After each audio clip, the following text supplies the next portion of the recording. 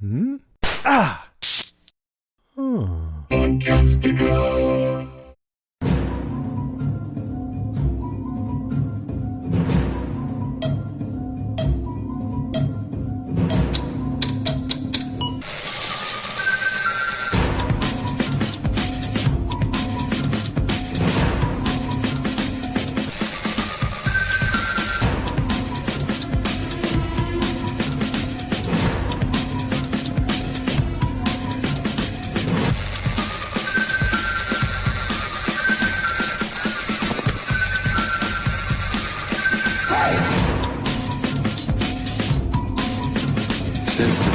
Of our species, man's been blessed with curiosity.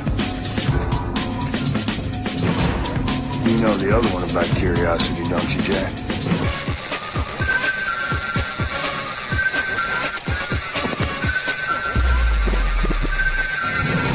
Hey everybody, and welcome to our brand new podcast. We have to go back, Lost Revisited. Yay! I'm really excited to be doing this. I've been looking forward to this for a while now, so I'm glad that it's happening. Yeah, we've been trying to do this for a while, I know, and I'm glad we finally got everything going, and it was just been a matter of schedule-wise and, you know, lining up guests and things like that, but yeah, I'm excited to get it started. My name is Ben. I am one of the co-hosts of this podcast. I'm Kristen, your co-host for this venture through space and time, light and dark, life and death. Joining us for Science and Faith. Science and Faith. There you go. Joining us for the pilot is Podcastica's founder and expert analyst for Lost, Jason Kabazzi. Welcome. Hi, I'm trying to think if I'm a man of science or faith. Maybe a little both. I know where I fall. Balance is key.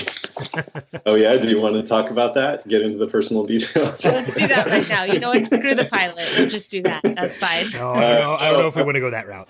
I'm stoked that you guys invited me to do this. I was thinking about this morning that Lost podcasts are actually what got me into podcasting, and Lost was such a perfect show for that because you didn't know what the heck was going on, and so everybody wanted to theorize. So people sought out these podcasts. I don't know for sure, but I bet you that if it wasn't for Lost, that TV podcasting wouldn't be as big as it is now. And so anyway, it's really fun to come back and revisit it now. It's been 14 years since it started. Oh God, has it really been that long? That makes me feel old. I know. Ouch. Crazy. Yeah, it's funny because I know when Lost was on, I used to work in broadcast radio. I used to work for a morning show here in Philadelphia, where I'm from, and awesome. every Thursday morning, that morning show would do a. They didn't do it for any other show, but they would do like a 10 to 15 minute recap and of the show, and they would do viewing parties of the show on Wednesday nights at different venues around the city, and it was great. Lost was a part of their show. You know, I wasn't even watching it at first. I just heard the buzz, but you know, you can't jump on every show, and I'm like, I don't know. And then my friends kept like canceling out on stuff because they had to go watch Lost. And I'm like, what the hell? So I'm like, I got to check this out. And I was actually on some kind of a trip by myself in a hotel room, and I caught the finale of season 1 where they go off on the raft. Such a good show. And the yeah, hatch. And I was like, oh my God, this is so good. I got to go back and check it out. So then I binged season 1 and fell in love with it. Yeah, and it's so funny that you bring up that finale too with the hatch and the raft and everything, because I've had conversations with other people both on Facebook and in person where people will bring that up, and it's kind of a surprise to remember that that was only the end of season 1. Like, right. So much that happens in that show that you would think that was like season 2 or season, you know, it could have been season 2, but like, that happened in season 1. Yeah. One thing is, like, you look at the schedules and they had 23 episodes per season. I'm like, man, because now all the prestige TV shows have like 10 or maybe up to like 15 or 16. Yeah. They were really cranking those out. Yeah. Oh yeah. And I think there were times, I think, what was it? Season maybe 5.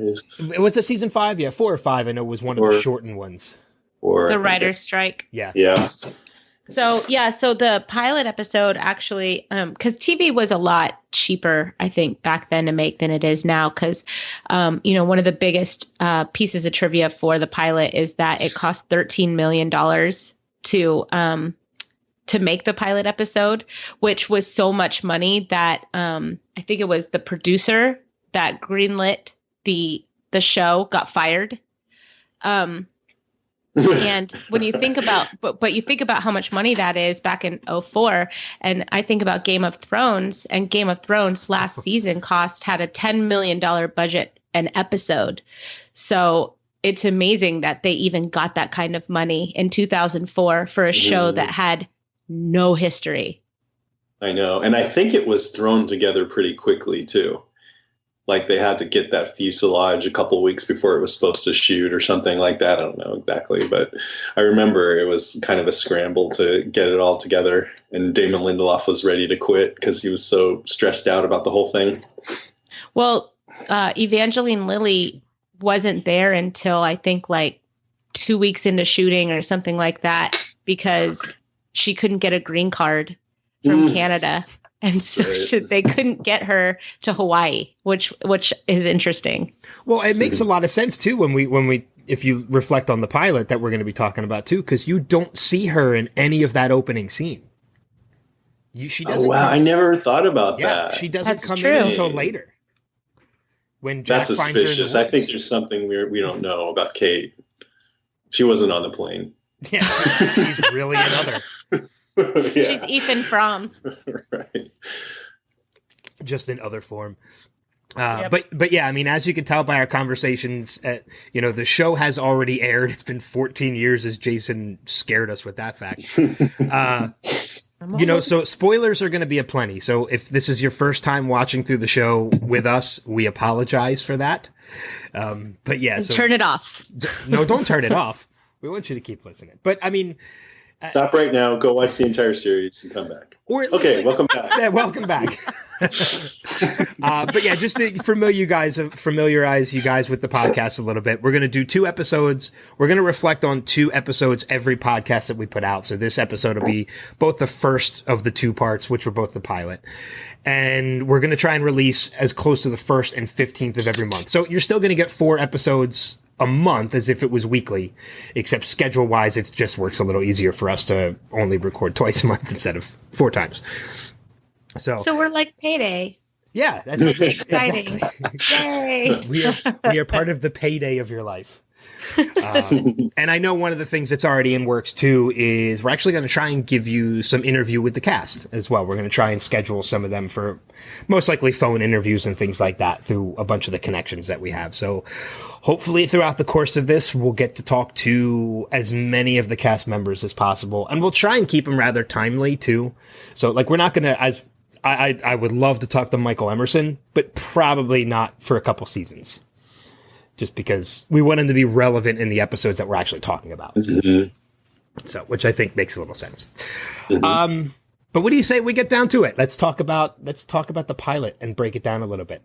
Yeah. So, I think each of us has brought, a top 3 highlights of the episode, and I'm sure we'll reflect on them a little bit further than that as well, because there's so much to talk about in this opening pilot. But each of us will talk about a top 3, and I think Jason, since you're the guest, we should start with you. What's your number 3?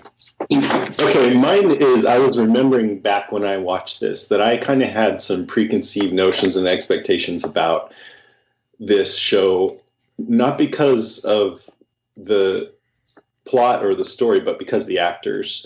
And so I'm going to just go through a couple of the actors where I knew them before and how that affected my viewing of the show. Like Matthew Fox, he was in Party of Five, which I watched quite a lot of and liked. Too. You guys watch that? Yeah. I never did. And it's about these 5 kids of different ages, and their parents die in a car accident, right? Yep. And so Charlie's the oldest, but I think he's in his early or mid 20s or something, and he's got to take care of them.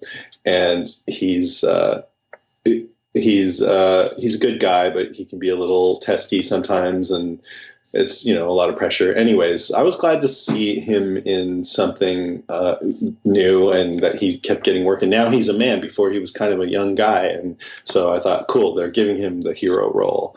And so I just thought that was great. Pretty straightforward there. Terry O'Quinn, who played Locke. I only knew of him from the Stepfather movies, where he was, I think he was a psycho horror movie asshole. Did you guys ever watch those? No. Now, I want to now. Yeah. I knew him from Tombstone. What was he in that? He was I think he was one of the cops or cowboys. He was in that little town, but I remember he had like a big enough role that when I saw it again, I was like, that's John Locke. There he is. Was the only other thing I've seen him in. What besides kind of a guy Hawaii, was he in that? He was like a peacekeeper. Okay. Yeah. See, my view of him was totally colored, because I knew of him as this killer from a horror movie. And so every time you saw him in these 2 episodes, he didn't have much to do. He'd just look over, and that thing with the orange is so iconic for Lost. But I thought, this guy is bad news every time. And I thought, they didn't give you much to go on. And so then when he starts talking to Waltz, want to know a secret? I'm like, that is so creepy. This guy is up to no good. That kind of colored my view of John Locke for a long time. He became my favorite character on the show eventually. He was one of my 2 favorite characters on that show as well. But see, I knew Terry O'Quinn from 3 different things before we went into Lost. I knew him as Luke Owen's boss in Old School, which was literally like the year before Lost had premiered. I knew him from Alias, which was another J.J. Abrams show, because he was the assistant director for the FBI. Old School was that far back. Again, I'm feeling really old today. Yeah. But I also knew him as Howard Hughes from The Rocketeer. Oh, yeah. Which was back, I think, 91 or 92. Who's your other favorite character? Ben Linus. Oh, yeah. Yeah, I love him. So great. But I got to Blink. do a panel with him at a Walker Stalker, and he was super cool. And he tried to give, people would ask him what was going on in different things, and he would give his interpretation as best as he could, try to spell it all out, even though he didn't really know. And then I saw him again later at the bar, just having a drink by himself, and I said hi, and he's like, come sit down. And so we chatted, just really, really nice. That's awesome. Did he blink? No, he was super creepy. No, I'm just kidding. I don't remember. Doesn't blink on the show. He never blinks. Who's your favorite, Kristen? You know what? As far as like character arcs, because those always seem to be my favorite characters, are the ones that have the best arcs, and I would probably go with Sawyer and Jin. Mm-hmm. Jin is one of my absolute Jin and Sun's entire story from start to finish. Just I loved every minute of it. So. Okay, I'm going to go through the rest of these quickly. Okay. So Dominic Monaghan was Merry from Lord of the Rings. That's where him, and he was kind of a goofball and funny, and he is in this too, but quickly differentiated by this drug habit. So I thought, oh, cool, given, kind of working with the same thing, but then adding levels to it. And I liked him a lot. What else? Naveen Andrews, I knew from English Patient. He was Kip, this bomb diffuser, and Juliette Binoche's lover. And I loved him in that movie. He was really charming and just a good-hearted guy, I think, if I remember right. So I was a little concerned because when he came into Lost, it was in 2004, which the 9/11 was still looming in our minds. It happened only 3 years before. And they made him an Iraqi Republican Guard member. And I'm like, I don't want them to paint him as a stereotype, but it was really quickly apparent that they were making him a complex character. And he seemed to have a good heart too, but had a dark past. So I loved the way they did that.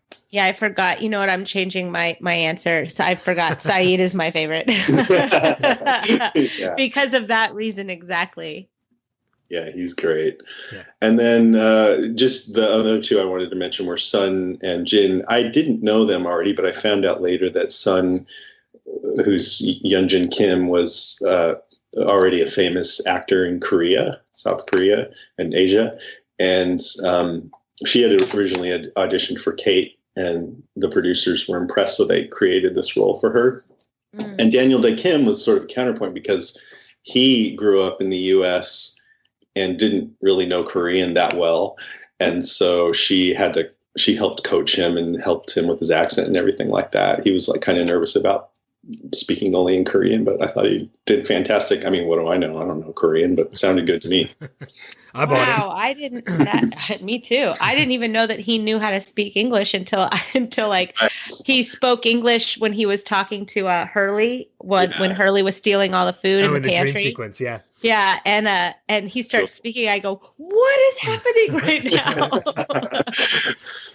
Well, I had known Daniel Day Kim. I knew he could speak English from two other series. He was a series regular in one of the later seasons of Angel, and he was also in 24 right before he was on Lost.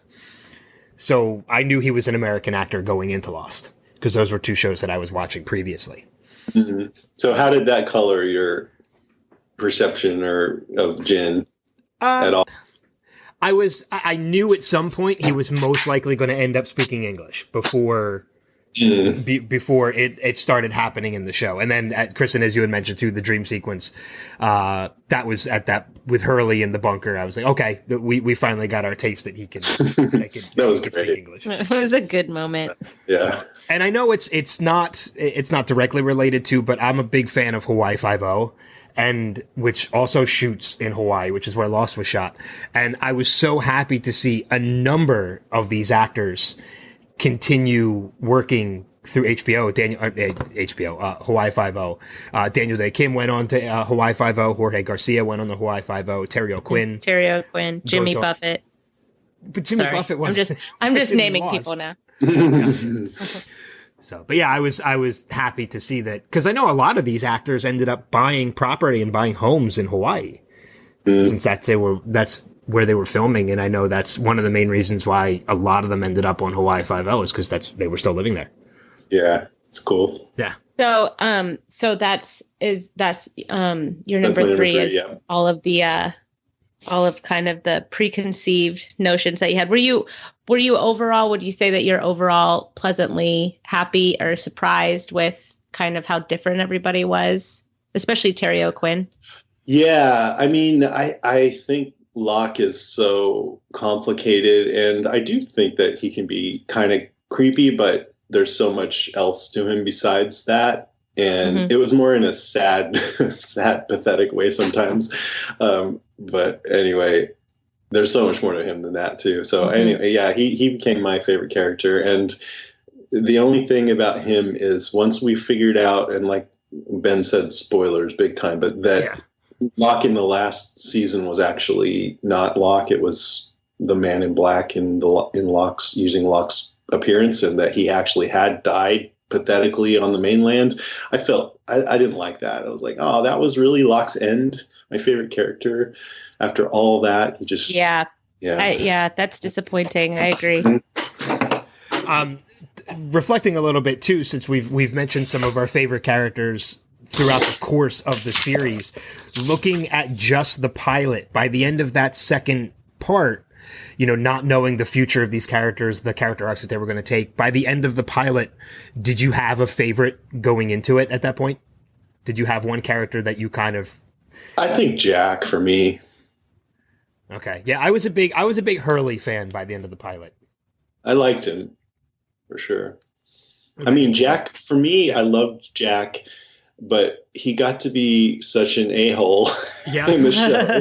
And I think, I don't know for sure, but my feeling is that just that Matthew Fox has an underlying anger to him, and that the writers wrote to that. Interesting. Well, wasn't there something about him being abusive to somebody that came up in the news at one point too? So, yeah. Yeah. So I think you're right. He does have. But who knows? I mean, I don't want to say for sure, No. but that's what it felt like. Yeah. I was also a big Emily DeRavin. I was also a big Claire fan too, but that's just because I'm a guy. So. Enough said, right? And the Australian accent gets me. I was a little uncomfortable in this scene with Kate in her bra and panties, with the camera lingering over her, with this hashtag Me Too movement going on right now. It felt like something like this wouldn't happen on an ABC show today, I don't think. Probably not. But she's hot. Yeah. You're like, she's hot, but I also agree with women's rights. Yeah.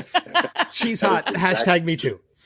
I mean, I really like the scene with, oh God, I don't remember her name, but in Star Trek, where they just show this girl. Oh, Alice Eve. Yeah. It's sad that I knew exactly what scene you were talking about. Oh, it just feels so stupid. Like, and it almost, I didn't remember feeling like that when I first saw this scene with Kate, but it felt almost exactly the same this time. Like, really? Oh, that's interesting. I'm going to go into my number 3 real quick, just because it kind of plays to your number 3, Jason, if you don't mind, Ben. No, go ahead. So I started listing out kind of every character and how fleshed out they seemed in the first, in the pilot. I thought, as far as pilots went, that these characters were whole, like they felt whole. That people had thought about who they are. I mean, right down to, you look at Sawyer and he has such a small role in part 1. And it's expanded a little bit in part 2, but, in part 1, all you see of him really is him just pacing around smoking a cigarette, but he has taken ownership of whoever Sawyer is. He looks angry. He looks restless. He looks like he's trying to scheme a little bit. And, knowing how Sawyer was throughout the entire series, I like how right off the bat you got that feeling of who Sawyer was. When you look at Sun and Jin, you saw a kind of an oppressed wife and a domineering husband, and that was a huge part of their entire story. And even knowing that Sun, and maybe knowing like Sun's whole character and looking at them, in the pilot, knowing what I know, Sun looked like she was disappointed that she didn't get to leave, that she didn't get to separate from this man, right? And she looks pained that she can't speak English to Michael, who is looking for his son, or and the dog, son and the dog. Jin, who is just trying to get everybody to like him because he has so many deep-rooted insecurities because of, who he was and then who he was forced to become by his father-in-law and whatever. But you see all of that just like right off the bat. I don't know. I just felt like these were really fleshed out characters. I mean, when Jack is giving the speech about his first surgery on the 16-year-old girl and he's crying as he's talking about it, I really felt like he was reliving that moment. And I felt like he didn't deter too much from that guy. I mean, even his hand is shaking a little when he's holding the vodka, and we know that he had a drinking problem for a little bit, and Hurley is already so kind and so giving, and he gave Claire extra food, and Claire is just, she's so humble and so kind as well. And you have Kate who shows up and she's scared but she's brave, and she's deciding she's just ready. Like, that's the only word I could think of for her, was ready. She was just ready for anything. Okay, we're going to go to the cockpit. Great. Let's do that. Oh, you want me to sew up your skin? I don't want to do it, but I'll do it. And that element to her kind of stayed throughout the whole series. So I really like that. Boone and Shannon's dynamic, you could tell right off the bat that it was complicated, and you kind of hated Shannon from the very beginning. You're like, there was no kind of. There was no kind of. I hated Shannon at the beginning. Core character trait. Annoying.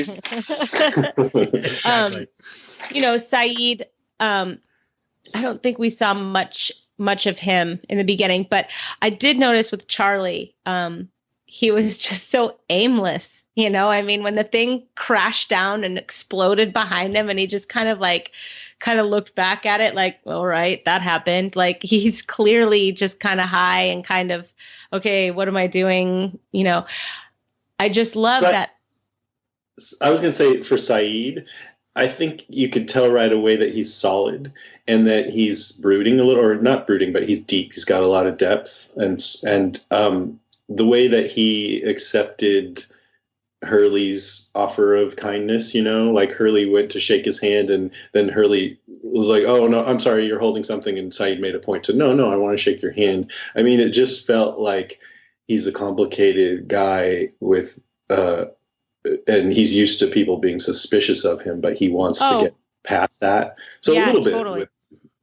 bit. Yeah, no. I totally agree with you on that. And I think I was just thinking of part one, which is why I didn't mention that.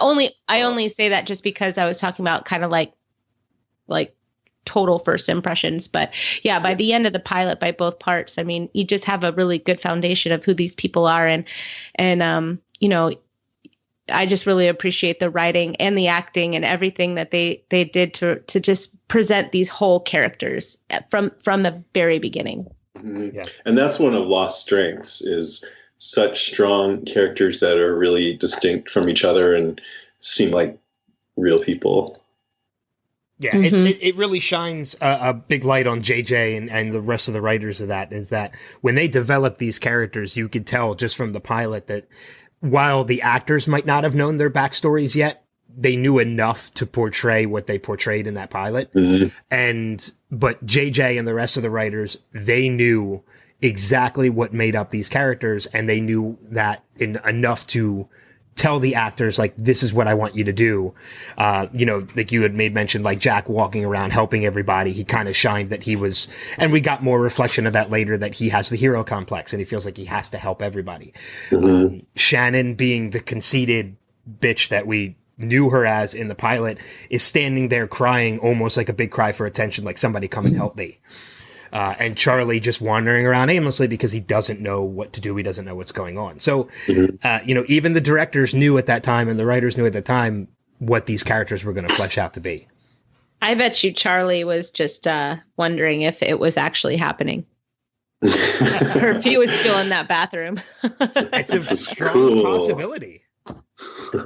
He's like, oh my gosh, I think I'm on an island, but that seems really ridiculous. I think what he had a heroin addiction, right? Yeah.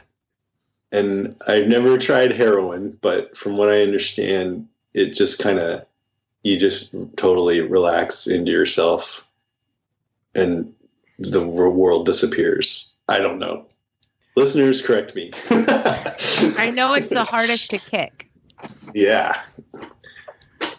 I don't want to seem suspiciously quiet, but I've never done it either. So I don't know. How about your number 3, Ben? I was just going to say, I was going to save this for my number 1, but since we're already kind of talking about it, I'll use it as my number 3. And it's just that first 7 minutes of the episode. The whole crash itself. You didn't know what this show, really what to expect from the show, other than that there was a plane crash and that these survivors were surviving on an island. We just, from the trailers of the show, that's all we really knew. And I'm somebody that anytime I watch a new show, I'll give any new show 3 episodes. And my main reasoning for that is they're always going to try and make the pilot as strong as they possibly can. Meaning the second episode probably isn't going to be as strong as the pilot. And then if the show doesn't try to take like an uptick again by the 3rd episode, I very rarely watch past that. And for the most part, it works. There's been a couple shows I haven't given past 3 that apparently have become really good, and I have a lot of catching up to do. But, like Colony and a couple others, Kristen, that you've recommended to me. Colony. I know. Colony. But the pilot, I was hooked. Got Sawyer in it. Yes, it does. Yeah, Josh Holloway. He is wet and sweaty and shirtless a lot, too. You're ladies. not selling me on this show. Yeah, well, I'm talking to the ladies right now, all right? But the first, I didn't even have to give this episode I didn't even have to give the show 3 episodes. It only took 7 minutes. And it was that the whole opening of the aftermath of the crash, of Jack running around, the guy getting sucked into the turbine of the plane and the turbine exploding, the wing crashing down and exploding, like everything that happened, Boone coming back with 7 different pens. He didn't know which one to use. Hurley falling down, Jack telling him, don't let her move. And he's like, dude, I'm not going anywhere, as he's just a face full of sand. I was so sold on this show just from the beginning of this. Yeah, I would agree. And another reflection that I made going back and rewatching this now too, because it's been a couple years since I've rewatched the series a couple times. This is my first time in probably like a good 4 or 5 years since I've done it, and I've purposely held off until we started this podcast. But one of the things I realized, and this is kind of spoilerful, as we mentioned, spoilers full throughout this entire thing, we're seeing the first half of a bookend.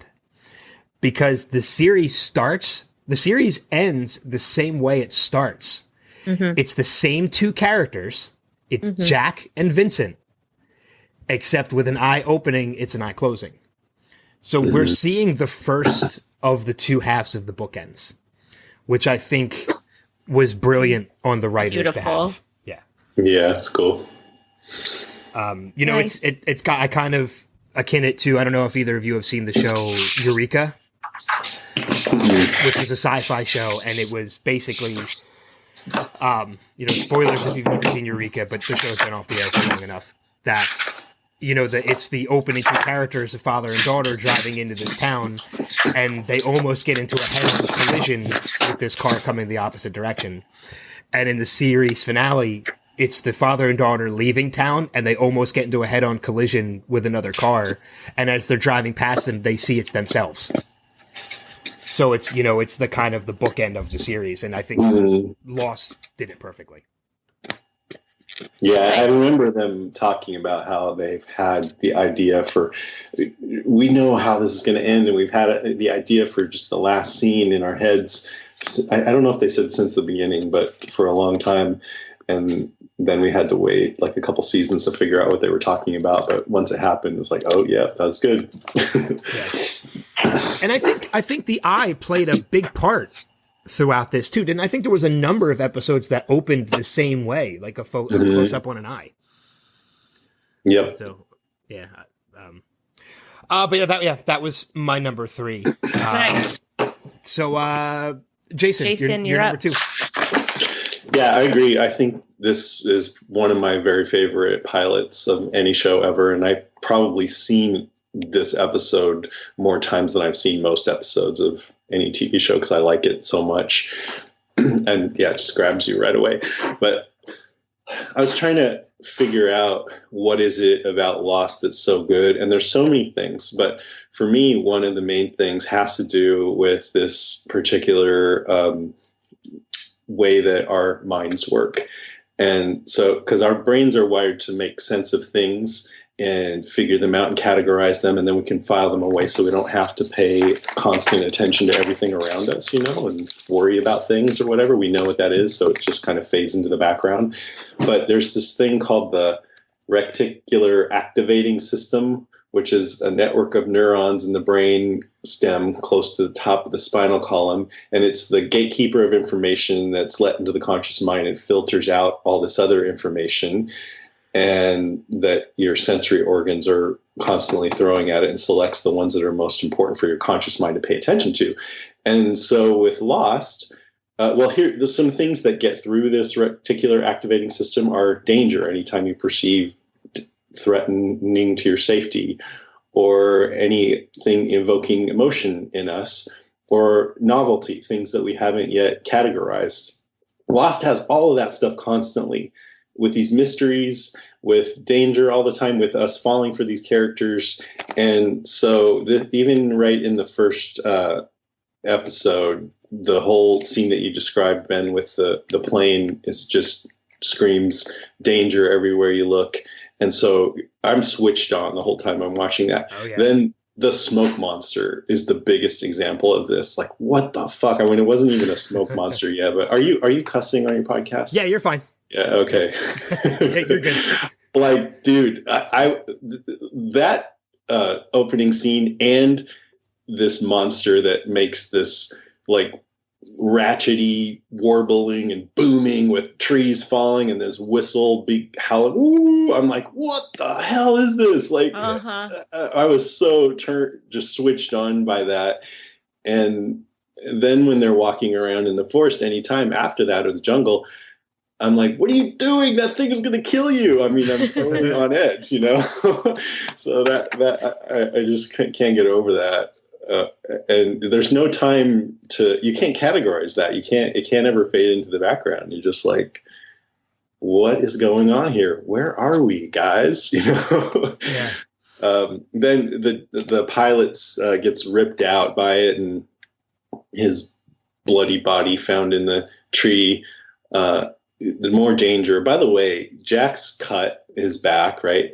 And then later we see this big hunk of metal sticking out of this Marshall, and we see this pilot's bloody body. I remember when I was watching that feeling like, wow, this is intensely gory. This show is... Well, and the guy that got sucked into the other thing. Yeah, the engine. And now after Walking Dead, Game of Thrones, American Horror Story, it all is a little more tame than it was back then. Yeah, exactly. But back then, I don't think we used to see that kind of gore on TV. So that my eyes were wide open with that. I mean, I could go on about all the things that I think just keep your brain switched on while you're watching the show, but you kind of get the idea. And I think these first two episodes are full of it. Now, when you, I was just going to ask real quick, when it came to like the noise and the trees moving and anything, was there anybody else that thought the possibility immediately, and you kind of throw it away afterwards, dinosaur? Yeah, I think that came up too in theorizing about it because, we had the Jurassic Park movies and everything. Yeah. So, but it doesn't sound. It sounds like a machine. Mechanical. Yeah, like Avatar. Do you remember the first time you watched the pilot, Jason, and realizing like, oh, I have to actually pay attention? Like, is that something that you consciously thought of when you were watching the show, or is that just something that you came to realize after a couple of episodes or seasons or whatever? It was 14 years ago. Yeah, go ahead. Your memory is wonderful. Is me and after I watched that, the last episode of the first season, that was my first episode. I'm like, I got to go back and watch this. So I went to the Blockbuster, which kids, there used to be this store, and I rented the whole first season. And I went over to my buddy Chad's house, and to the annoyance of his wife, we spent like 2 or 3 days just watching the whole first season. And then we were ready for season 2 to start, which was only a week later, thankfully, because that would have been hell to have to wait after that, looking down in the hatch, to wait a whole, 6 months or whatever it was. But I just remember sitting in my Chad's living room watching it with our eyes wide open, and we're like, hey, should we watch one more? Yeah, let's watch one more. So we were totally focused in and engaged with it, paying close attention and trying to figure out. I think, yeah, it's natural. I don't really think you can watch this show and not pay attention. I don't know, because you're wanting to know what's going on, Yeah. Yeah. There are times, I mean, I've had people that I've introduced to the show, and I've tried to get through, and they're the kind of people that will kind of like half watch. They'll work on something else, or they'll be on their phone. Yeah. And I tell them same thing with like Game of Thrones and Westworld and such. I'm like, no, if you're going to watch this, you actually have to sit and watch this, because there are certain times that if you miss something akin to the title of the show, you are going to be lost watching forward. You will. I'm like, you will anyway, but it'll be more satisfying to pay attention. Yeah. Well, I'm not going to talk to you during it, and I'm not going to rewind it, so you're on your own. Yep. I think personally that any show, you should really just turn everything else off and pay attention to it, or else you're not going to like the show because you're going to miss the nuances of it. Yeah. That's my. I agree. Yeah, I know. And you had mentioned, Jason, going to Blockbuster and renting season 1. I remember distinctly, when the show debuted, this was the time of TiVo. So I had TiVo at home, and I always had the habit of like, nope, I got to save room on my TiVo. So anytime I watched something, I deleted it. Never deleted an episode of Lost. Never. We all have that. Because there were always instances where I just wanted to rewind it and see something. Yeah, freeze frame things. Yeah. And Exactly. But this was also before a time that we could like screen cap it and throw it online and everything else. You had to wait like a day or two before you saw screen captures of this stuff pop up. But it was still, I never had to rent from Blockbuster only because I never got rid of them when they aired. So, Kristen, how's about your number 2? Well, my number 2 is actually really little. It's really small, but it's basically John Locke when he's talking to Walt, and they're talking about backgammon, and he's talking about the game.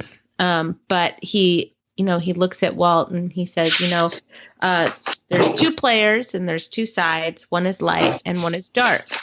And I just thought that was wonderful that they actually did stick with that theme over the course of the series. And they really stuck to it when they were trying to land the show at the end, with the 2 sides, with Jacob and his brother, whose name is escaping me right now. Do they ever name him? No. Yeah, I didn't think so. That's why his name is. We'll say Fred. Man in Black. Yeah, Jacob and Fred. So they were light and dark, and it was just, there was a big play on that throughout the whole series, and I like it that it was a very small moment, but they did establish from the very beginning that they were going to be playing with this theme and this element. Mm-hmm. Yeah, that could, because the light versus the dark is pretty much, that's an overarching theme throughout the entire run of the series. Mm-hmm. Yeah. And what's interesting to me about that is it makes it seem like things are black and white, but really all the characters are working in shades of gray. Even Ben, maybe. Maybe not Ben, but everybody else. And even Jacob, like, he had some darkness to him, I thought. Yeah, I would agree with that. But yeah, that theme definitely carried through to the end. I think even Ben, moderated into that, by the gray very area end. too. I think there's by the end of the series, there were definitely some shades of gray to Ben as well. Yeah, you're right. He was Hurley's helper.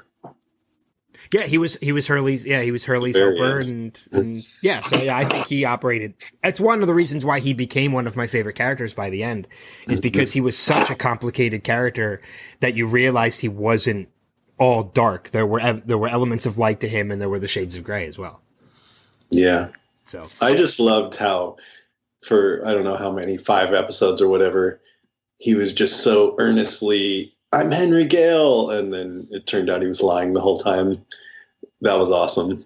Well, Yeah. and I love the fact too that and I know we're getting ahead, way ahead of sorry. where we are. Wow, it's, not it's, blinking. It's fine, but he was actually, I think, only scheduled to be, I think, in maybe 7 episodes.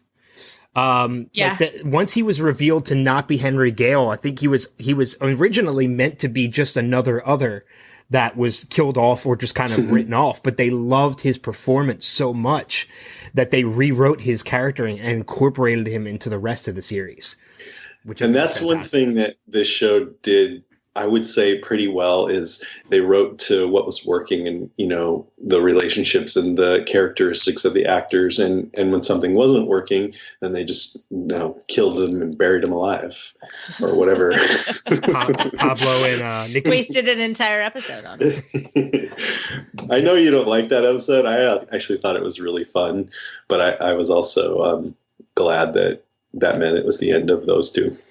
Nikki and Pablo. I love it because when those episodes started airing and Nikki and Pablo just appeared out of nowhere, like before they got their own episode, I just remember like blogs and everything online, like, who the hell are Who Nikki the hell are and Pablo? these guys? Yeah.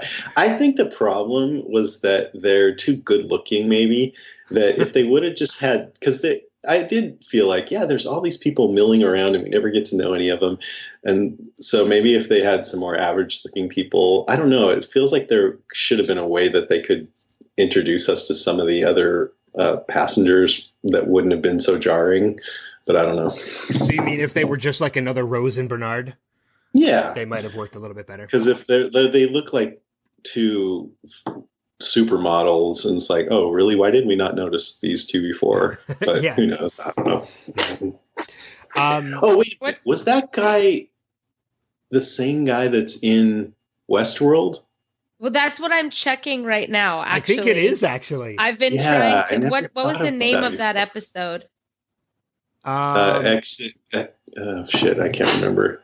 Wasn't it the name of the show that she was on, or maybe not? I don't know. Yeah, it might be. Well, you can. Crap. Honey, Second Chance, Booty, Exposed. Expose. That's it. Expose. Yeah. Yep. Was it? Okay. Pablo. Clayton Apollo. Crawford was in that episode. Sorry. Yep, that's him. It is. It's Rodrigo Santoro. Well, he's awesome on Westworld. Prettiest man in the whole world. It's funny how those things, they all relate. I know. I didn't even realize. 6 degrees. So They got to have Nikki show up on there. Well, is Westworld, I think, isn't it the same producers as Lost? It's JJ, isn't it? He's involved, yeah. So, I mean, it would make sense because that actually leads me into my number 2. Cool. You know, the way they kind of relate. And JJ uses a lot of the same actors because JJ did Alias and, you know, and he's done a bunch of other stuff. The same way that my number 2 is the same way that John Ratzenberg is kind of like the good luck charm to Pixar. As he does a voice character in every Pixar film. J.J. Abrams also uses Greg Grunberg in almost every project that he does. So the moment that we saw Greg Grunberg show up as the pilot in the pilot episode of Lost, even though he gets killed, J.J. has already thrown his good luck charm into the ring. And, you know, me knowing JJ's prior works and knowing how he likes to use Greg in a lot of stuff, I was already very hopeful for the show because he's already played his good luck charm. And that was like his childhood buddy or something. Yeah, I think they've grown up together.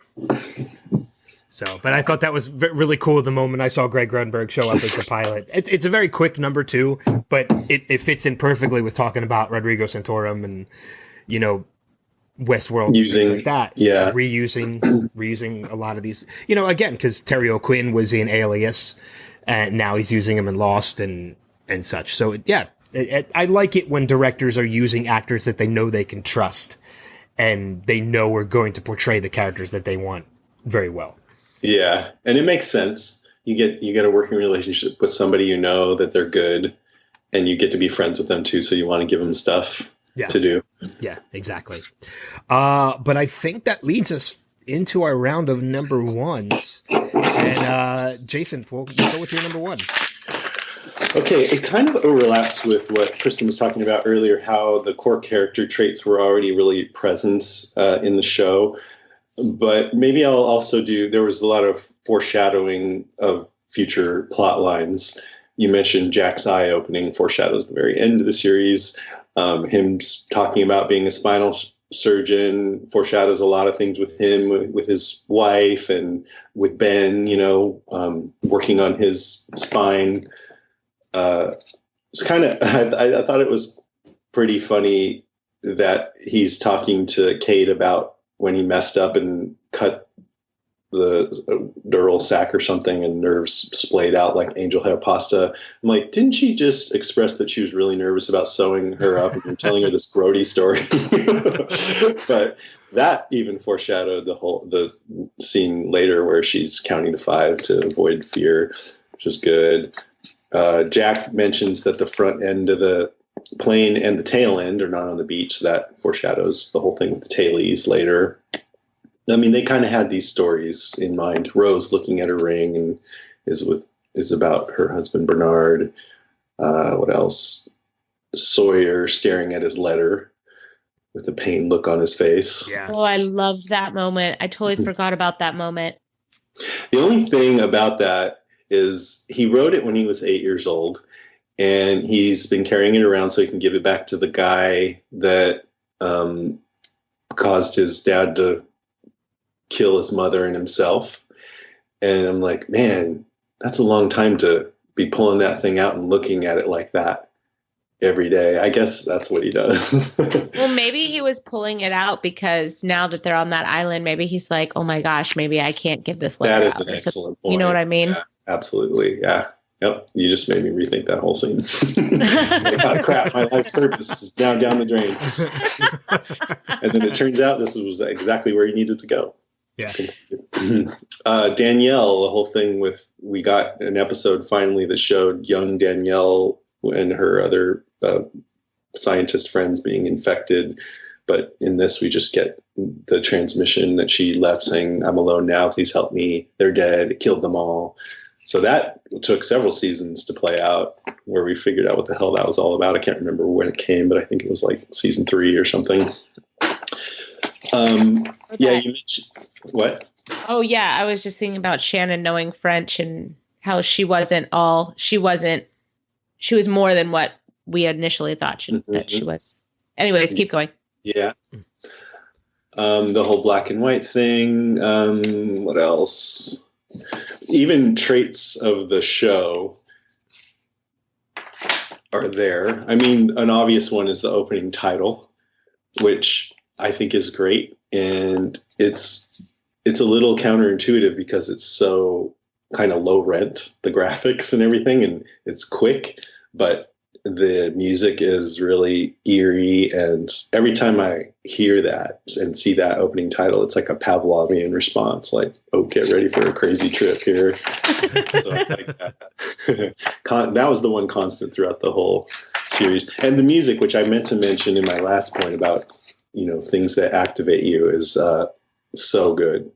Like, I feel like maybe the series wouldn't have been as acclaimed if it wasn't for Michael Giacchino's score, which was really unique, and he was a master at evoking any emotion, like franticness or mystery or like sinister, ominous, swelling emotion, anything. He can just, I feel like, just pluck anything out of you that he wants to. So that's interesting. That's interesting that you talk about the music, because I noticed about probably by the time they got to the cockpit, I think that was the first time I heard music in the episode.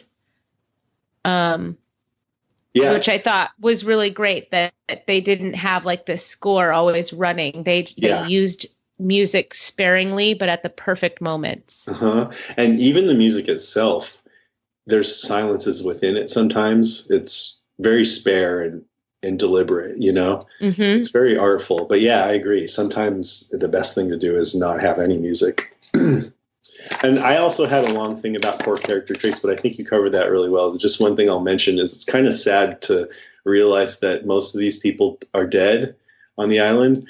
Jack, Locke, Charlie, Saeed, Jin, Sun, Boone, Shannon, all dead. The ones that lived, Kate, Hurley, Walt, Rose, and Claire. Spoiler. I'm glad that Hurley got through with all those women.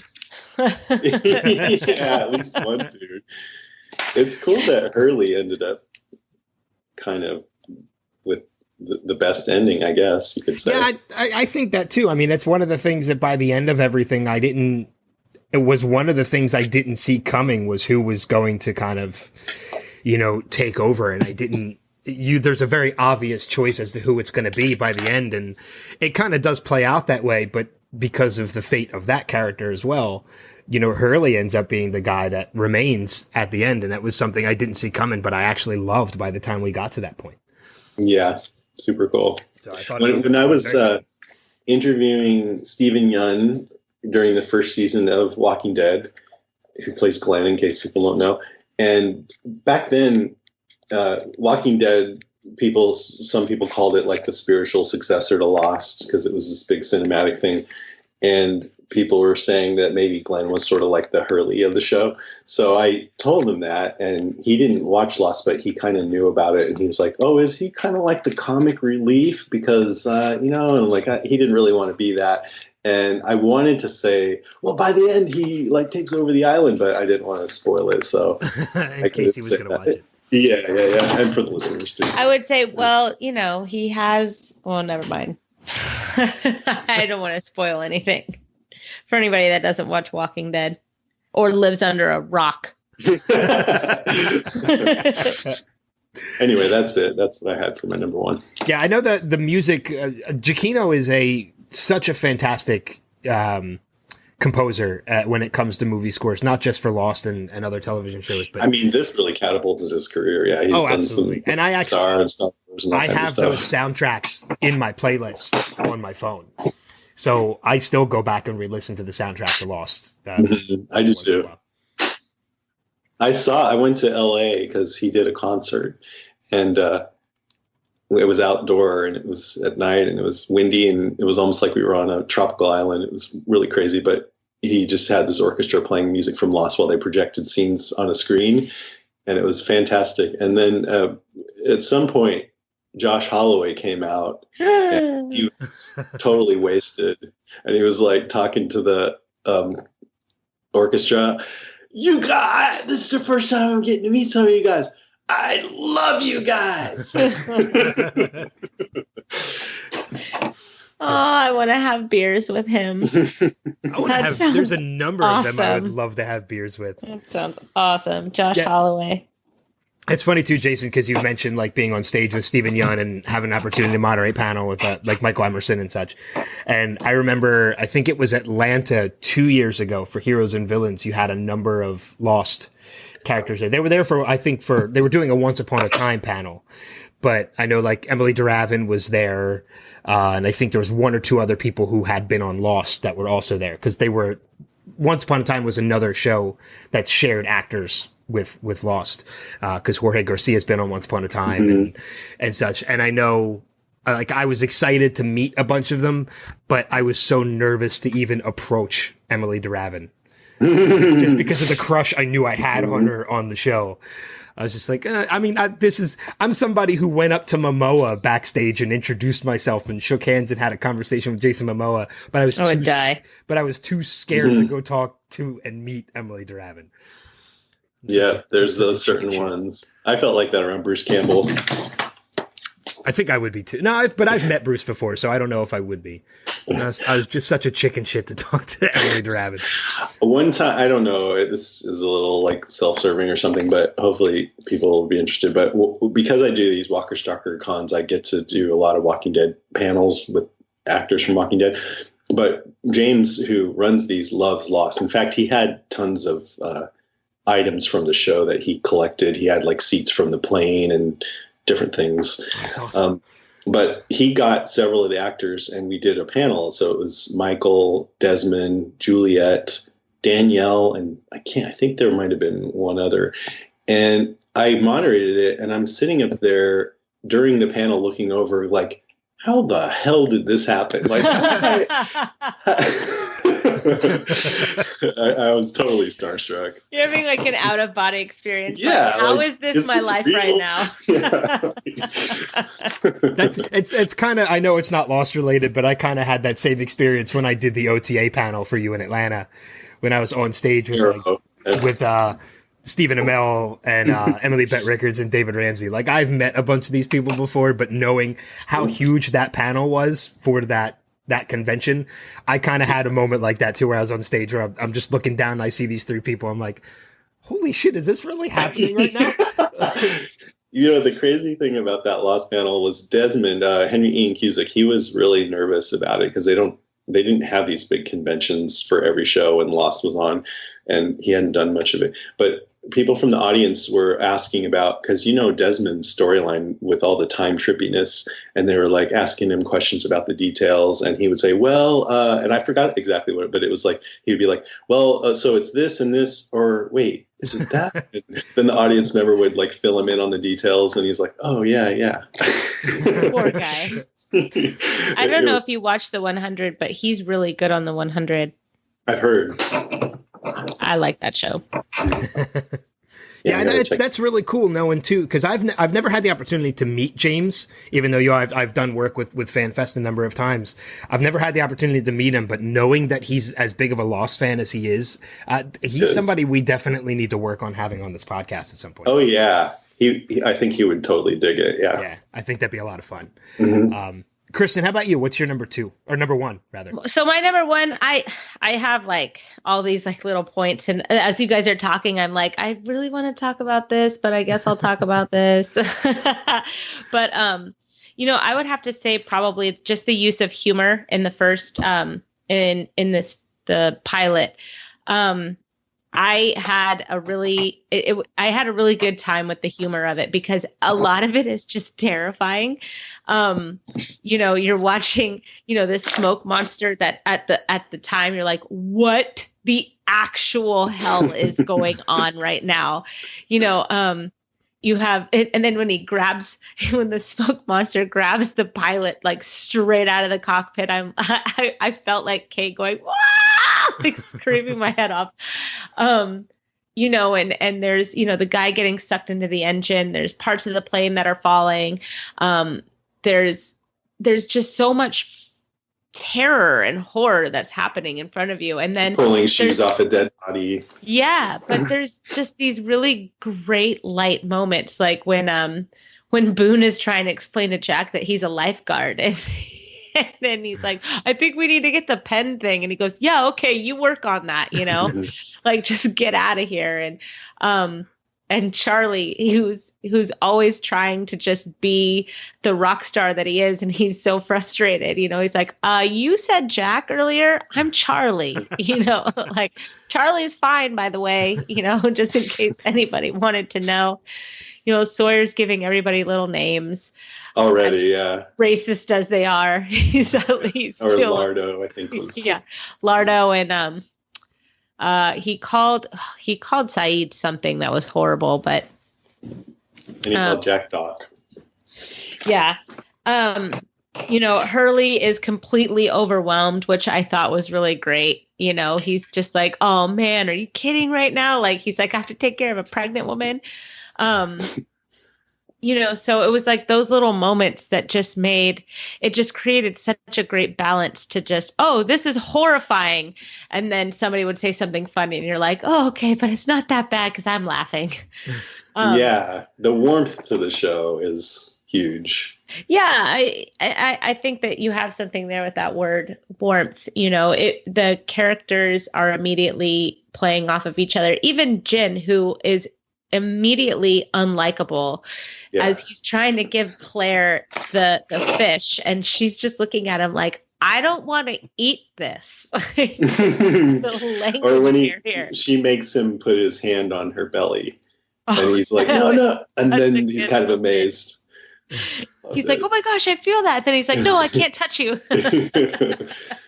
With him, like Jin, he's, how we talked about the core character traits being there for everybody. He's the one that I feel like changed the most, almost unbelievably, actually, because he's such a good guy by the end of it. And he's such an asshole here at the beginning.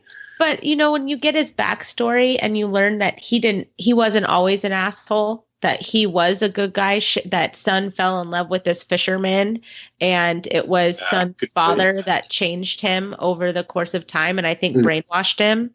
And I think it was neat watching him get back to the man that Sun knew and that Sun married. Really sweet. Yeah, it was wonderful. He was harsh. He was unlikable, and you just wish that he would drown in the ocean most days. But I'm glad that they stuck with him. Yeah. Well, a number of characters went through that. I mean, we talked about how much we hated Shannon in the beginning, but the more you find out about her backstory, about losing her father, and the troubles that she went through with wanting to go to school for a certain thing, but knowing she didn't have the money to do it because it was taken away by a bitchy stepmother and such, you kind of get a better understanding of the characters as to why they are similar to how you said with Jin, and finding out he really wasn't as big of an asshole as we thought he was. Right. I have to say though, the taste I have left with about Jin is such a good guy after the whole series is over and 14 years have passed. And the impression I have still of Shannon, even though I know you're right that you got to be more sympathetic, is what an annoying character. Yeah. So much so that when what's her name, Maggie Grace, we found out she was going to be on Fear the Walking Dead. I'm like, oh, great, an annoying character. I did the same thing. But she's so good on there. She's so much more likable and great, in my opinion. So different. Mm-hmm. Even, I mean, her when she started speaking during the pilot, because we've been watching Fear all season, and it's like her voice is so much higher than it is on Fear. Yeah. On Fear, she really deepens it, and I'm sitting there going, "Oh yeah, I forgot. That's how you that's how you speak." So yeah, but the use of humor really, I really loved, and it so much so that to the point that when they're in the cockpit and the plane kind of crashes down again after the pilot's ripped out and the smoke monster goes around and everybody's just bumbling around. I swear Charlie was going to say something to the effect of, okay, so I've been in 2 plane crashes in the last 24 hours or something to that effect, just because we'd established that he was going to be the comic relief of this little trio walking through the jungle. Well, I had a few that I thought were funny. Walt is, when you first hear the smoke monster, Walt's all, is that Vincent? I didn't even pick up on that. And Michael's like, nah, bro. No. Or Hurley is like, we don't want him to see the BODYS. And then I just love the scene with Charlie and Kate, where he's all, you think you know me, right? But you can't quite face. And he's all, you are everybody. I liked it when they went even further with that, and Jack's like, I don't know what you're talking about. The cockpit's this way. I still think, going back and rewatching too, it's funny because having rewatched the series a number of times as I have, sometimes the humor's still funny, but they're not like laugh out loud funny moments anymore. You still have that inner chuckle. You still know the scene is funny, but you're not as expressive about it anymore. But rewatching the pilot, there was one scene that rewatching it still made me laugh out loud. And it's the scene where Jin goes up to Hurley to offer him the fish. And Hurley's just like, no, I'm hungry, but I'm not eating that. I'm starving. See, when I see that, I love sushi. So I'm like, come on, dude. Just eat it. Yeah, me too. He's a fisherman. Yeah, I'm not a big sushi fan, so I totally reflect on what Hurley is talking about. Sushi's my favorite thing in the whole world. If I had to choose between sushi or Cluck Cluck's fried chicken, I'm going with fried chicken every time. Sushi every time. I'd do alternating days on those. There you go. There you go.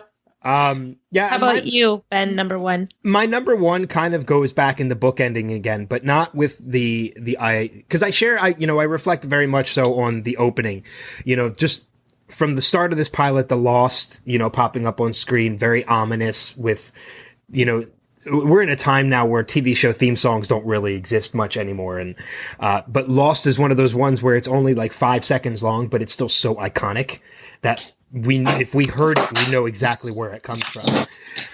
Yes. Even though it's really just a sound effect. That's all it is.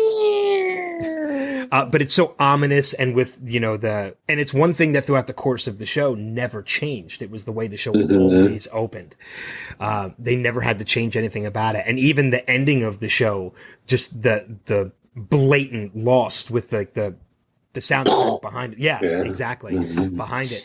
But, the book I hated that because it meant that it was over. Well, I remember thinking to myself, what?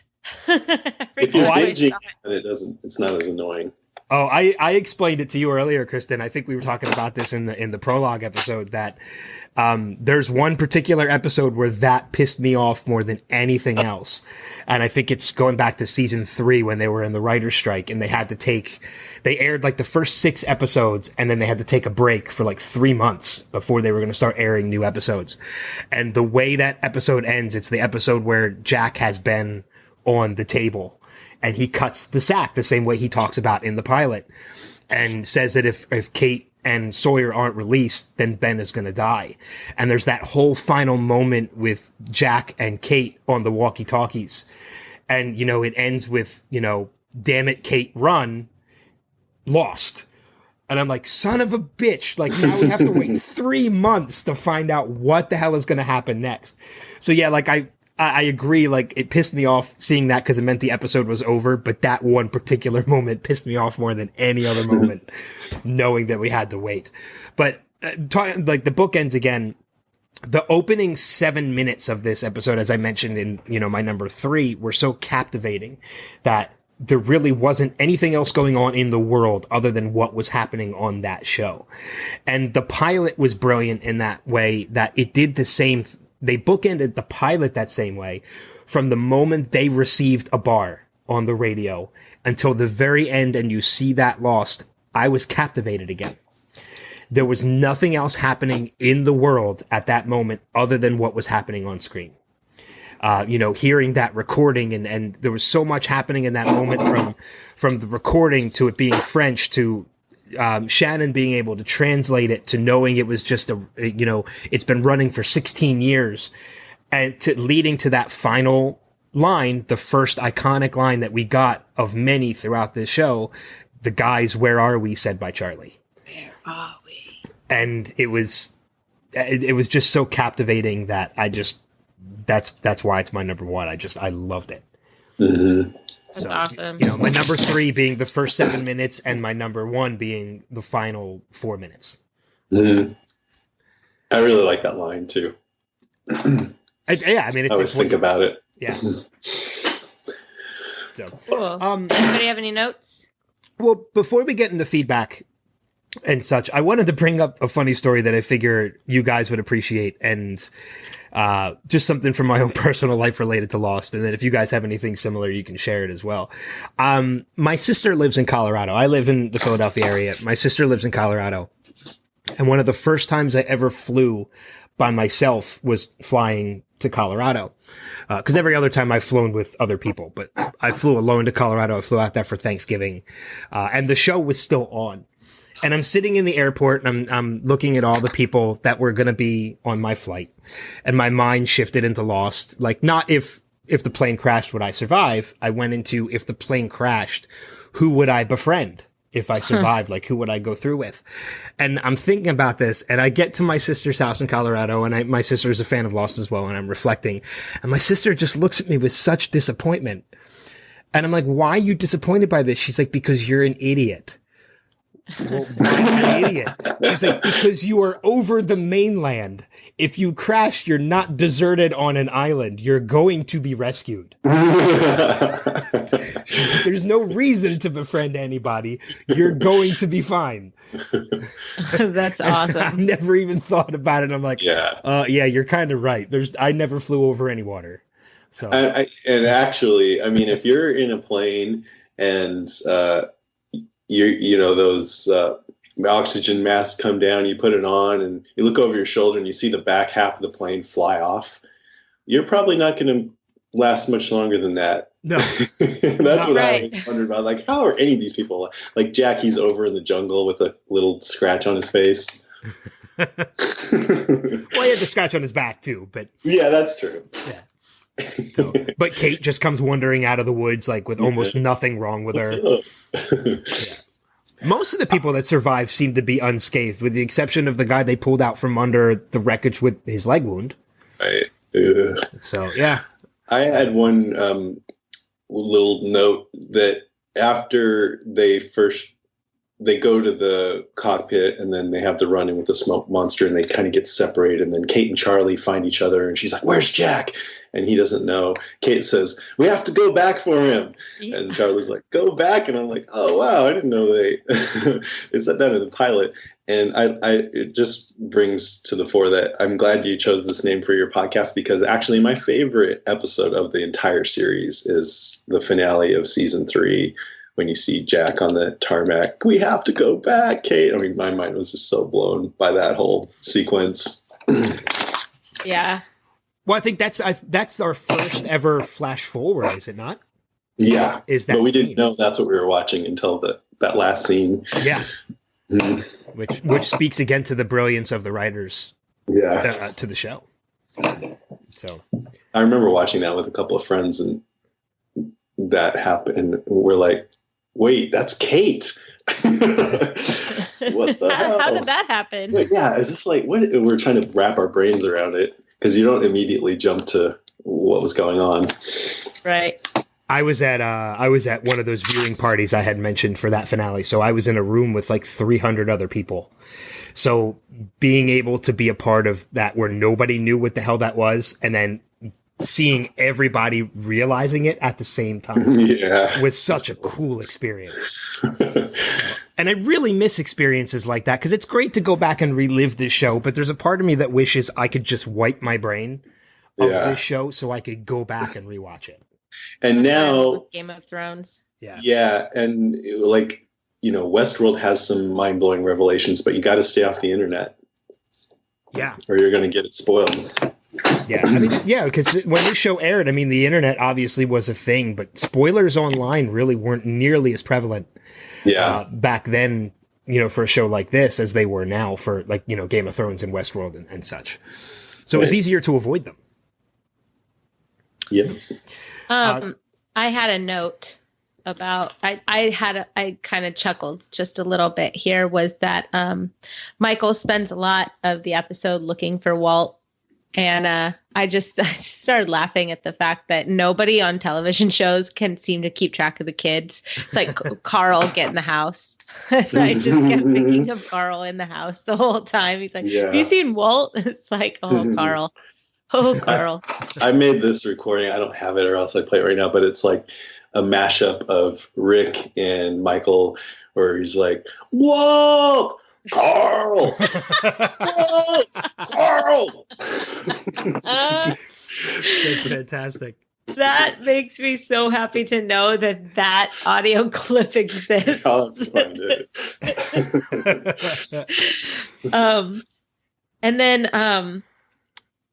then another note that I had that I wrote down that I really liked that there was this nice little contrast between Kate and Sun on how Sun was looking for freedom. Like they were she was on the plane and she was planning to, that we find out later, she was planning to leave Jin, and she was freeing herself of this oppressive marriage that she was in. And Kate, who was going to be jailed. She had finally gotten caught in Australia for what she had done to her horrible stepfather. And so she was going to be imprisoned or whatever. And then they get on the island and the exact opposite happens to both of them. Kate's free and she is trying to keep that secret, but she's more or less free. And Sun is now stuck on this island with her oppressive husband, and she's being kind of smashed down again, right when she was so close to getting away at the time. So I thought that was really interesting. Mm-hmm. And it brings to mind too the whole thing with Locke, which we didn't talk about so much, but it's weird in these two episodes that he seems so pleased, and we don't know why. Then we find out later. Right. And he's like, oh, hey, look what happened. Awesome. I'm never leaving. Yeah. Let's all leave. He's like, nah, I'm good. Yeah, just hang out. I love the fact too how they toyed with the idea too for a little while, at least in the pilot, because you find out by the end of the pilot who exactly was in the handcuffs. But I loved how they toyed with us a little bit from the start. Yeah. With our paranoia and suspicion and all that. Yeah, exactly. With, Sayid possibly being, Sawyer accusing Sayid of being the one, Sayid being the one that accuses Sawyer, and then finding out by the end that it's Kate. Even though there were plenty of hints dropped throughout the episode that it was indeed Kate. Rubbing her wrists the minute we see her the very first time. Constantly asking about the agent, yeah, how do you know he's Marshall? Like, what do you know? So, I mean, there were plenty of hints that led to it being Kate, which we do find out by the end of the pilot. That's who it was. But I loved how they toyed with us a little bit and they obviously led the attention more towards Sawyer and Sayid over Kate. So it was a much bigger reveal when it turned out to be Kate. Mm-hmm. So show's good at toying with you. Yeah, exactly. Oh, multiple moments that I can't wait to talk about throughout the run of the series that they do that. Any other notes, final notes before we go into listener feedback? I'm good. I'm good. Yeah, I think I'm good too. So being the first episode of the podcast, not a lot of feedback yet, but we did get some, which we're very pleased to know. So we're going to go through some of that now.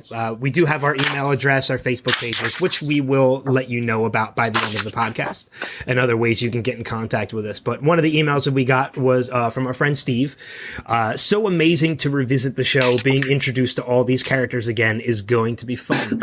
I had forgotten some of the subtle humor, Jack telling the guy to go get a pen and him coming back with a handful, Charlie singing his song for Kate and Jack, Hurley not being able to spell, we forgot about that, and Locke's orange peel smile. We begin to learn about each of the other characters and their characteristics. The mysteries of the island begin to unfold. Yeah, so I mean, yeah, we didn't even talk about Hurley and his the spelling. Oh yeah, we touched on it a little bit. I think that. But the next one is from Facebook. It is from Jillian Moreau. And she says, I love her. Hi, Jill. Love you. Yep. That first episode is truly epic. I never watched Lost while it was on air. I decided to binge it on Netflix a few years ago after hearing a few Walking Dead podcasts. You may be familiar with them. Talk about this show a lot. It just grabbed me. I was hooked from the get-go. That first night when they hear the noises and see the trees moving, the scene when they find the pilot on the nose of the plane, so suspenseful. I felt like I was watching it for the first time again. There's a lot I'm sure I missed with just binging it all. Being that I've only watched the series the one time, though, I'm excited for this rewatch and even more stoked to hear Ben and Kristen break it all down. That's cool. I'm glad to hear, that you watched that because you heard it. Heard me and Karen talking about it so much. It's cool. Okay, so we have another piece of feedback from Jillian. She says, seeing all these characters in the beginning, especially now, and knowing how it all plays out, it was fun to start over. Saeed and Sawyer going at it. Man, Sawyer is such an asshole, but I love him.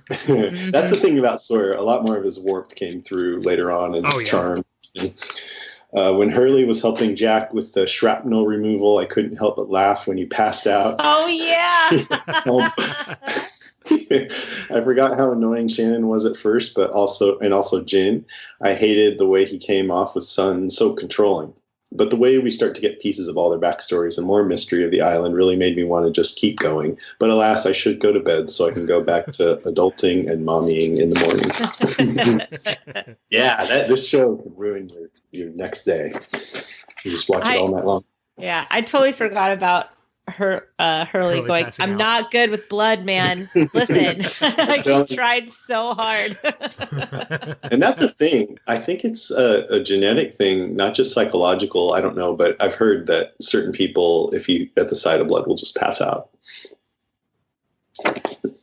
Yeah, I've never been one of those people. I've always had a pretty strong stomach for stuff like that. So it's, I'm an ex-volunteer firefighter and I have law enforcement in my family. So I've kind of gotten used to stuff like that. So it's never really affected me. But yeah, it's always funny to watch it when it happens to somebody else, especially in television. Jack's like, no, hey. And for the second time, we see Hurley with his face full of sand. But not the last, I'm sure. No, I'm pretty sure. There's a number of times that we know Hurley's face in the sand. I can think of one in particular for later, but we'll talk about that. Yeah, but I think that's going to pretty much wrap up this first episode of the series rewatch. Nice. We want to thank everybody definitely for listening. And if you haven't joined us in watching just yet, now is the perfect time. And hopefully we piqued your interest enough that you want to do it. We know the series right now is available on Hulu to watch. And I'm sure there's a number of other ways. Google Play has episodes, although I think they're like $2 an episode. So you're better off just going to Hulu. Yeah. And watching, or borrow somebody's DVDs or Blu-rays who has it. I know there are a number of other people that have it that way. I got them all. Yeah. So I don't have any of that anymore. Yeah. I don't have any DVDs anymore. Like I keep getting rid of them. I'm like, here, somebody take this. Do you want this? You don't have to borrow it. You could just have it. You know what? I'm excited that we're back that we're into the show and that we're going to do this. So thank you for listening, and yay. Yeah. Jason, I know one of the things that we didn't really get to mention from the start, but I know Facebook, we've made it on Facebook, and I wanted to ask you, I kind of combined our logos a little bit. Yeah, it was for awesome. this podcast. I loved it. Yeah, you know, Super cool. we got the N and the L for Next Level with the Podcastica Bolt and Podcastica underneath, which... And we didn't really talk about that. Yeah, so this is a joint venture. Yeah, which I'm really excited about, and if not for nothing else, is just to, you know, you and I have become friends over the past couple years from my moderating at FanFest, and you know, through your podcast. So you were one of the first people I reached out to, especially with Kristen having been on other podcasts before. I wanted to be like, hey, like let's just make this a joint venture, and because I know you're a big fan of Lost, and I knew we wanted to have you on multiple times throughout the run of this podcast. I'm a fan of the Podcastica podcasts, and so I wanted to make this a joint thing. So, you know, I'm a really big fan of Westworld Cast. It's my favorite one. If anybody wants to listen to it, Westworld Cast. To hear that. Once a week, Westworld Cast. You should really listen to it. But you know, delicious. Being the founder of Podcastica, maybe spend a minute and tell us a little bit about like the other podcasts that you have on the network. Yeah, man, all the shows are on at once. I didn't mean for that to happen. I'm totally exhausted. But right now we've got Fear the Walking Dead and Westworld and Legion. And we also have Strange Indeed, and they're covering Lost in Space. That's Rima and Sean. And I think that's all the shows that are going on right now. Once Upon a Time just wrapped up. They had the series finale. But anyways, yeah, we just love, it's basically what you just heard with other shows. We like to have fun with it, but we're super, you know, thorough and geeky, in-depth fans. And in my opinion, the reason to do this kind of stuff is to just, if you guys geek out on a show, then I want to geek out on it with you and help enhance your experience of the show by going more in depth, and also kind of like create community around it. So it's really, really fun. And all those shows are at podcastica.com. Yeah. I think is Podcastica, what's the Facebook page for Podcastica too? Is it just facebook.com/Podcastica? Yeah. Okay. Yeah, because we want to send people there. But we have different Facebook pages for each one of our shows. I don't know. Sometimes I think we should meld it all into one, but right now they're all different. We give out all the contact info at the end of each podcast. Yeah, which is what we're actually about to do right now. now that you said that.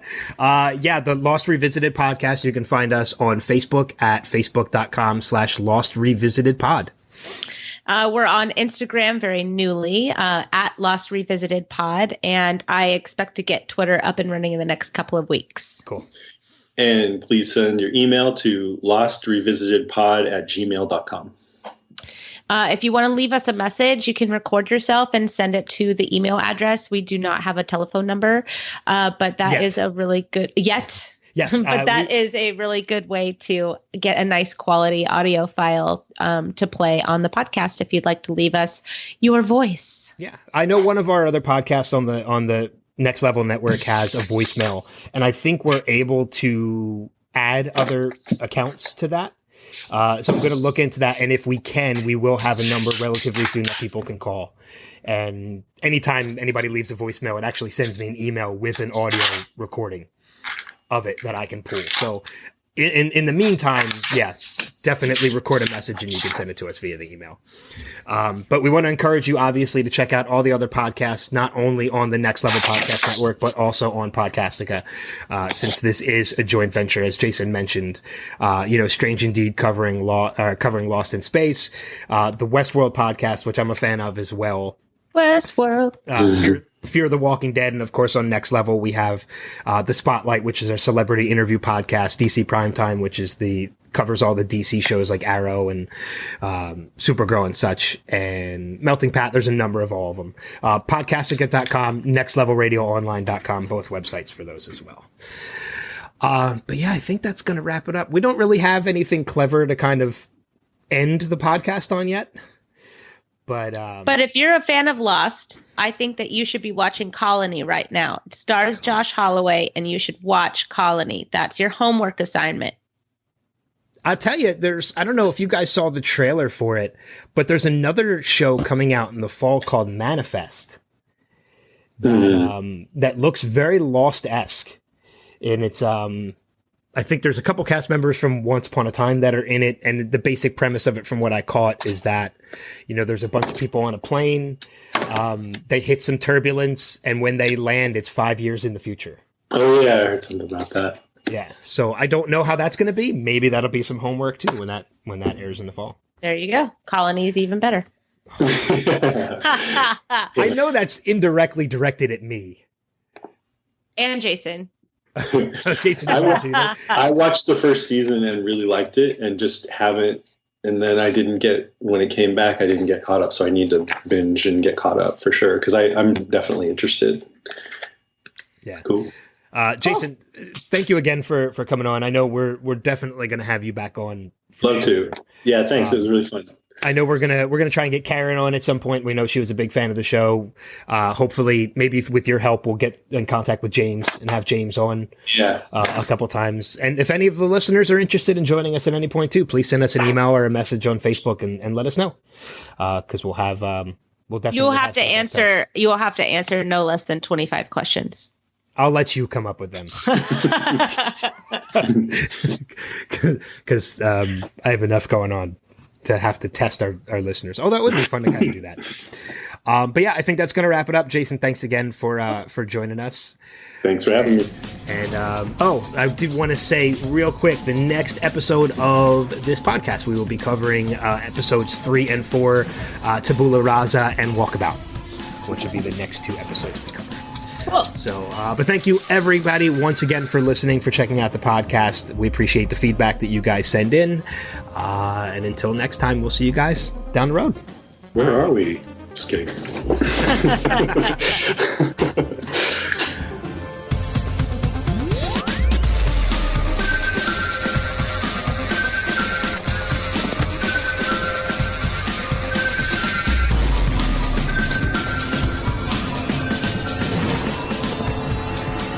We have to go back, Kate. We have to go back!